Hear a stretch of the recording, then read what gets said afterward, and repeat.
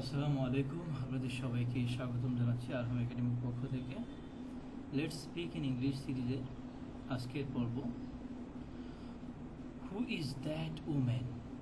অনেক সময় একজন মানুষ দূরে আছে, আমাদের জিজ্ঞেস করার প্রয়োজন হয়, আচ্ছা ওই লোকটাকে, ওই মহিলাটাকে, ওই বাচ্চাটাকে, অথবা ওই যে লাল শার্টওয়ালা লোকটাকে, এই যে এটা জিজ্ঞেস করার প্রয়োজন হয়, এটা কিভাবে হবে, এটা নিয়ে আমাদের আজকের আলোচনা। হু ইজ দ্যাট উম্যান, ওই মহিলাটা কে? চলুন শুরু করা যাক। মিসেস স্মিথ বলছেন, Joseph, who is that woman? Joseph, ওই মহিলাটা কে? আমরা বলি এরকম, আবদুল্লাহ, ওই যে লোকটা, উনি কে? পরিচিত লোককে সম্বোধন করে অপরিচিত লোককে জানতে চাই। সো এরকম, Joseph, who is that woman? ওই মহিলাটা কে? রবার্ট উত্তর দিচ্ছে, দ্যাটস সুজান, দ্যাটস সুজান। সে হলো কি? সুজন। হ্যাঁ, সুজান, সুজান। আমরা কি বলি, আমাদের সুসান এই ধরনের নাম নেই, সুজন জাতীয় নাম আছে, যাই হোক এটা ওদের দেশের নাম। Robert, that's Susan, that is, ওই হয় সুসান, ওই হয় তিনি, ওর নাম হলো সুজন। আমরা কি বলি, ওই যে, হ্যাঁ ওর নাম তো, আরে খালিদ, ওর নাম আবদুল্লাহ।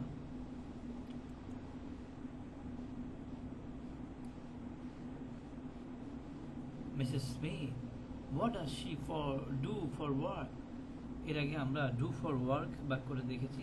ডাক্তারকে প্রশ্ন করা হয়েছিল যে what do you do for work, কাজের জন্য আপনি কি করেন। আসলে এটা নয়, অর্থ হবে যে আপনি আসলে কি করেন। আর এখানে কি হবে, what does she do for work, সে আসলে কি করে, সে কোন পেশায় নিয়োজিত। What does she do for work, সে কোন পেশায় নিয়োজিত বা সে কি করে।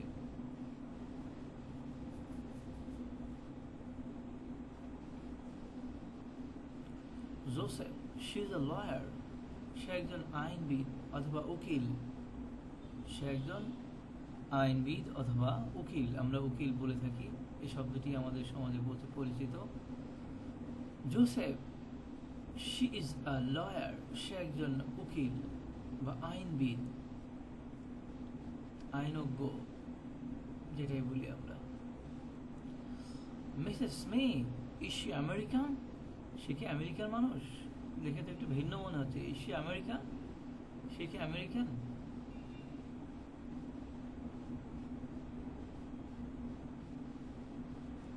Joseph, no, but she speaks English fluently. Joseph, no, but she speaks, একটা এস হয়েছে, আমরা অনেকবার পড়েছি যারা, থার্ড পারসন সিঙ্গুলার নাম্বারের সাথে প্রেজেন্ট ইনফিনিট টেন্সে এস বাই এস হয়। ব্যাপারটা হলো যে বর্তমানের কোনো কাজ সাবজেক্টের পরে সরাসরি ভার্বের প্রথম সারি যদি আসে, আর সেই সাবজেক্টটা যদি হি সি হি সি এবং ইট অথবা কোনো নাম হয়, হি সি ইট অথবা কারো কোনো নাম হয়, অবশ্যই সেটাকেই থার্ড পারসন সিঙ্গুলার নাম্বার বলা হয়। যাই হোক, হি সি ইট অথবা নাম, এটা আমরা যে মনে রাখি সুবিধা হবে। আর যেহেতু এটা প্রেজেন্ট ইনফিনিট টেন্স, অতএব এখানে এস হয়ে গেছে। So no, but she speaks English fluently. Fluently মানে স্বতঃস্ফূর্তভাবে। হ্যাঁ, সেই আমেরিকান নয়, বাট চমৎকারভাবে সে ইংরেজি বলে, ঝরঝর করে ইংরেজি বলে। হ্যাঁ, ফ্লুয়েন্টলি, ঝরঝর করে বা ফ্লুয়েন্টলি সে ইংরেজি বলে।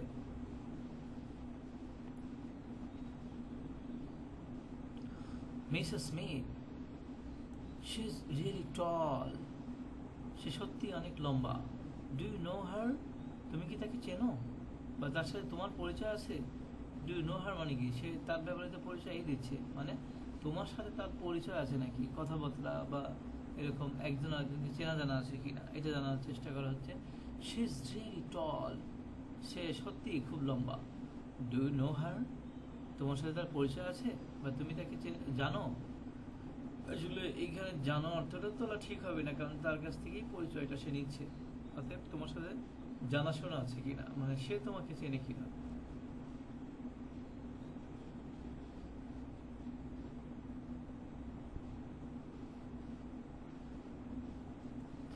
Joseph, yes, I know her. We're friends. আমরা তো বন্ধু, তার সাথে তো আমার ভালো সখ্যতা আছে। হ্যাঁ, Joseph, yes, I know her, we are friend. আমরা তো বন্ধু, ফ্রেন্ডস, বন্ধু, হ্যাঁ, একাধিক বন্ধু, সেও বন্ধু, আমিও বন্ধু, আরও আছে বন্ধু। প্লুরাল শব্দ ব্যবহার হয়েছে, হ্যাঁ, প্লুরাল শব্দ। So we are friends, yes I know her, we are friends, আমরা তো বন্ধু।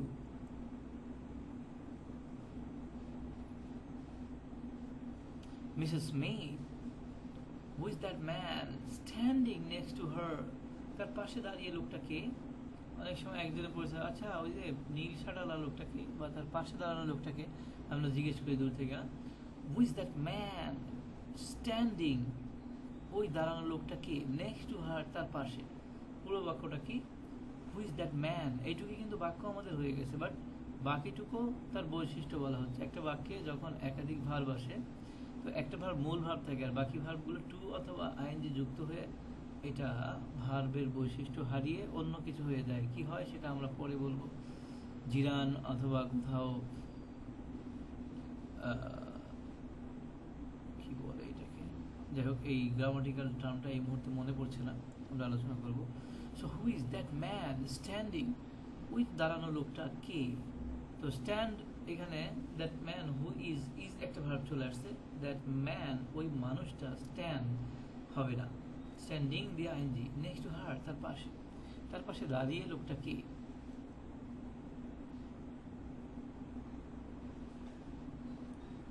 জোসেফ, হুইচ ম্যান, কোন লোকটা, তার আশেপাশে তো অনেক লোক আছে। জোসেফ, হুইচ ম্যান, কোন লোকটি।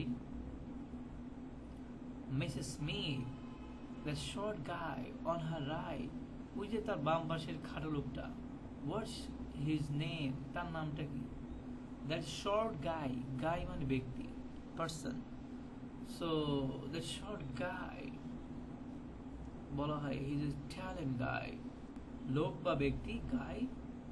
So the short guy on her right, তার ডান পাশের ওই যে খাটো লোকটা। হোয়াট ইজ হিজ নেম, বা হোয়াটস হিজ নেম, তার নামটা কি।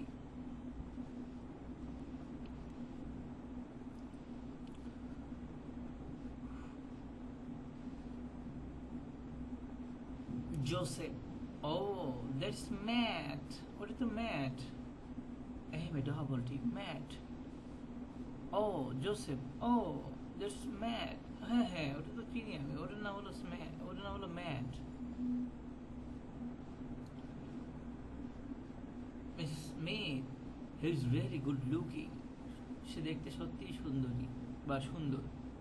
হি ইজ, অবশ্যই পুরুষ, লোকটি দেখতে খুবই সুন্দর, হ্যাঁ, সত্যিই সুন্দর। Mrs Smith, he is really good looking, সে দেখতে খুবই সুন্দর। রিয়েলি গুড লুকিং মানে দেখতে, দেখায়, নজরে, যেটাই বলি আমরা, দেখতে লোকটি খুবই সুন্দর বা লোকটি খুবই সুন্দর, যেভাবে বলি আমরা। জোসেফ, ইয়া, হ্যাঁ। Mrs Smith, do you know him, তুমি তাকে চেনো, মানে তোমার সাথে তার সাথে বিশেষ কোনো জানাশোনা আছে।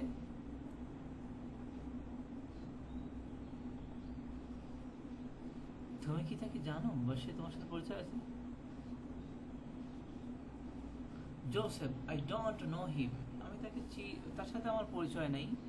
But I think my sister does, কিন্তু আমি মনে করি আমার বোনের সাথে, বাট আমি জানি আমার বোনের সাথে তার মানে কি পরিচয় আছে। But I think my sister does, মানে কি আমার বোনের পরিচয় আছে, এটা আমি জানি।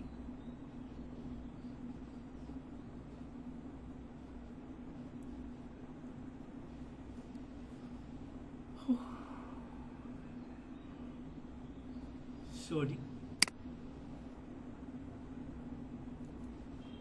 Mrs Smith, is he married, সে কি বিবাহিত। ইজ হি ম্যারিড, সে কি বিবাহিত। Joseph, yes he is married, হ্যাঁ সে বিবাহিত, হ্যাঁ হ্যাঁ সে বিবাহিত। ইয়েস হি ইজ ম্যারিড, হ্যাঁ সে বিবাহিত।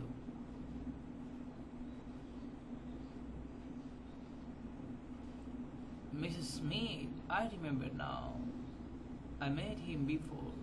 ও আমার এবার মনে পড়ছে বা মনে পড়ে। আই রিমেম্বার, আমার মনে পড়ছে না এখন।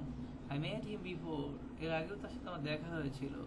আই মেট আমার দেখা হয়েছিল হিম তার সাথে বিফোর এর আগেও। সো আই রিমেম্বার নাও, হ্যাঁ আমার এখন মনে পড়ছে, আই মেট হিম বিফোর আমার সাথে তার সাথে আমার দেখা হয়েছিল আগেও আমার সাথে তার সাথে আমার দেখা হয়েছিল।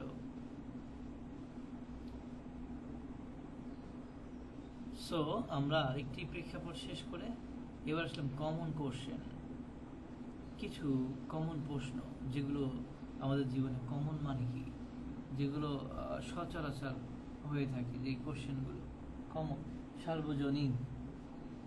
তো চলুন দেখি কমন কোশ্চেনের মধ্যে কি আছে।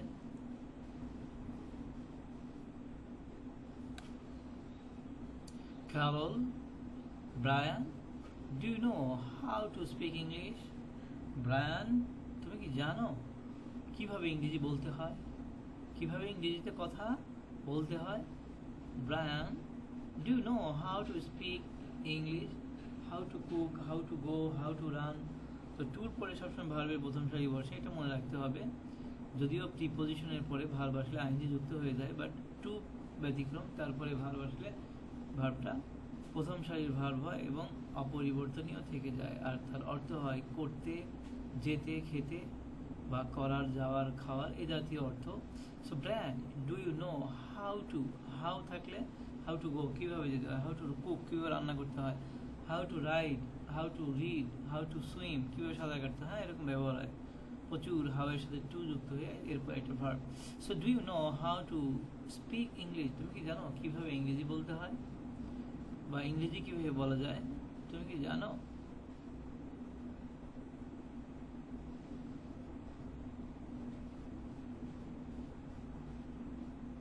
ব্র্যান্ড, ইয়েস, হ্যাঁ আমি জানি তো। ব্র্যান্ড, ইয়েস আমি জানি। হোয়াট ডিড ইউ লার্ন, মানে তুমি কি ইংরেজিতে কথা বলতে পারো, মানে কীভাবে বলতে হয় জানো, মানে কি তুমি ইংরেজি কথা বলতে পারো। What did you learn, Carol আবার প্রশ্ন করছে, কারণ হোয়াট ডিড ইউ লার্ন কোথায় শিখলা, হোয়াট ডিড ইউ লার্ন কোথায় শিখলে?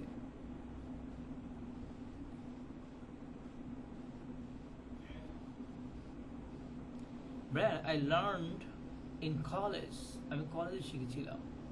আই লার্নড ইডি যুক্ত হয়ে ভার্বের দ্বিতীয় সারি past indefinite tense. I learn in college, আমি কলেজে শিখেছি, শিখেছিলাম বা শিখেছি দুটোই বলতে পারেন, কারণ এটা এখন আপনার ও আয়ত্তে আছে। Carol, you speak really well, তুমি সত্যি দারুণ বলো বা সুন্দর কথা বলো। You speak really well.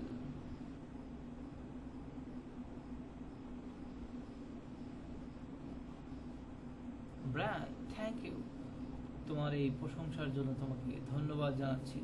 Thank you, তোমাকে ধন্যবাদ।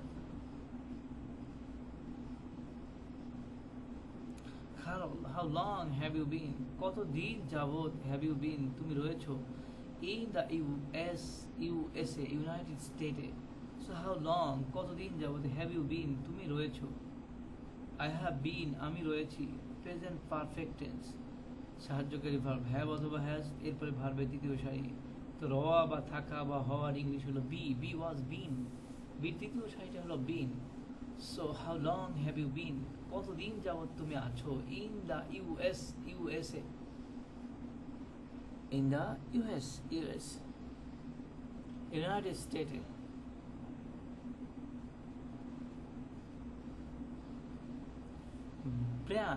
Brian 3 weeks,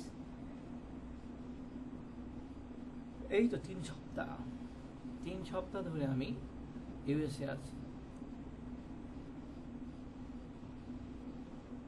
Carol, is your wife with you, তোমার স্ত্রী কি তোমার সাথে? Is your wife with you, তোমার স্ত্রী কি তোমার সাথে আছে?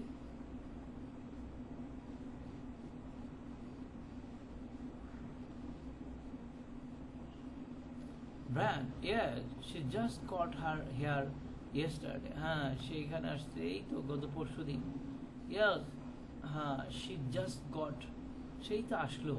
গেট মানে পাওয়া, গট কিন্তু এটা কোথাও যাওয়ার অর্থে ব্যবহার হয়। I get into this room, আমি এই রুমে প্রবেশ করলাম। গেট ইনটু বাস, বাসে উঠলাম। Get down from the bus, bus থেকে নামলাম। সো গেটের অনেক অর্থ। তো এখানে আমরা জেনে নিই যে আমি পেলাম বা আসলাম, বা সে পেলো বা আসলো কোথায়, এই America. Yes, she just got here, সে এই আসলো এখানে। ইয়েস্টারডে, গত পরশু, গতকাল। ইয়েস্টারডে, গতকাল। অথবা এসেছে গত পরশু, এই সরি কাল। খাও, have you been to California before? তুমি কি ইতিপূর্বে ক্যালিফোর্নিয়া আসছিলে, কখন আসছো? হ্যাভ ইউ বিন, তুমি কি কখনো হয়েছো, রয়েছো? Two California, California. বিফোর, এর আগে।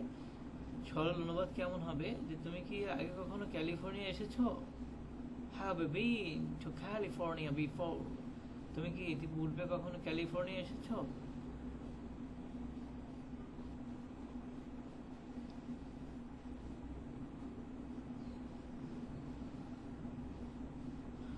Brian, no, I have never been there. আমি কখনো, নেভার মানে কখনো না। আই হ্যাভ নেভার বিন, আমি কখনো থাকি নাই বা আসি নাই। দেয়ার, সেখানে, মানে কি California. No, I have never, I হ্যাভের সংক্ষিপ্ত রূপ এভাবে লেখা হয়। I have never been there, আমি কখনোই ক্যালিফোর্নিয়ায় যাই নাই। I have never been there, আমি কখনো ক্যালিফোর্নিয়ায় যাইনি। তাদের বলতে পারেন আমরা তো এটা গো দিয়ে বলতে পারতাম, কিন্তু না, ওরা তো এভাবেই ব্যবহার করে। ওদের বাক্য শুনলে আপনি বুঝবেন না, অতএব ওদের মতো করে চর্চা আমাদের করা উচিত। তাহলে আমাদের ভাষাটা পারফেক্ট হবে, শেখাটা যথার্থ হবে। Carol, have you ever been to Las Vegas? লাস ভেগাসে কখনো গেছো? Have you ever, কখনো, নেভার কখনো না। সো এভার মানে চির বা কখনো। So have you ever been to Las Vegas, তুমি কখনো লাস ভেগাসে গেছো?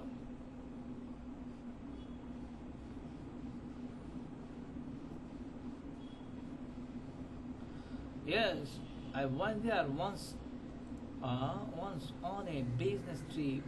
হ্যাঁ, আমি একবার সেখানে গিয়েছিলাম একটা বাণিজ্যিক কারণে। এটা ছিল ব্যবসায়িক ভ্রমণ। বিজনেস ট্রিপ, বাণিজ্যিক ভ্রমণ। Yes, I went, আমি গিয়েছিলাম there, সেখানে once, একদা, on a business trip, একটা বাণিজ্যিক ট্যুরে বা বাণিজ্যিক ভ্রমণে বা ব্যবসায়িক কারণে সেখানে একবার গিয়েছিলাম।